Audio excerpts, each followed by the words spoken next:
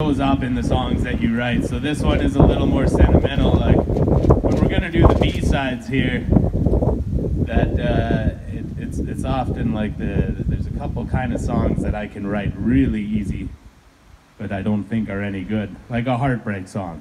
So unless you're like a Richard Inman or a Chris Christopherson and can actually nail a heartbreak song, I've never found mine do that well. That's why I tend to stick to the goofy stuff on the albums. But this one made the next album, and it was me trying to be Johnny Prine. And speaking of writing songs about girls, and I won't write the one for the one who's got 3 Spotify songs already, but this one was for a girl who could not have given 2 shits if I was doing the music thing or not. It's ironic how it happens, she gets the song. And ultimately, you'll hear it through the lyrics. It started out as a breakup song, because that was what was on my mind, but it ended up being like a testament to wine and how I turned into just a total romantic sap, drunken mess when I drink wine. Which is why I brought 3 bottles, because if we're going to do an hour's worth of sentimental songs, I might as well get into it, eh? YouTube videos coming along good, Jimmy? Yeah, I hope I don't run out. Yeah.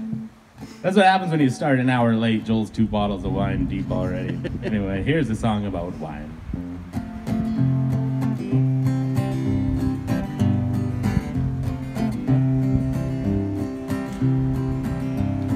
Came down the mountain without her, just my guitar and my hobo sack. I caught the first train back east to the plains and swore that I'd never go back. Yeah, I left her up there on that mountain. She said she was doing just fine. I guess I was the one tormented and spun, so I cracked a bottle of wine. And the wine was the one she first showed me. It tastes like an evening with her. I figured the whole thing was over, so I drank the whole thing to be sure. And I woke up next morning in peril, with a band marching over my head. The bottle was gone and my page had a song about how I wished I was dead. Oh, how I wished I was dead. That's what the whole paper said. Just one full sheet score about living no more. A drunk poet wrote after I went to bed.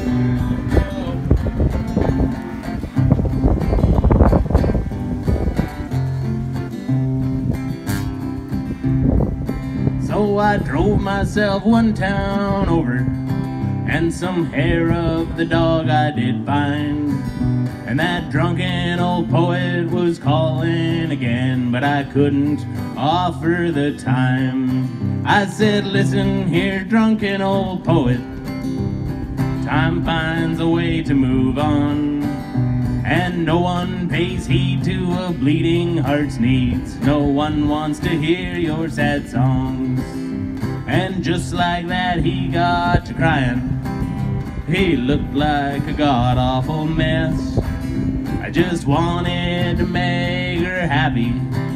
I just wanted to give her my best. So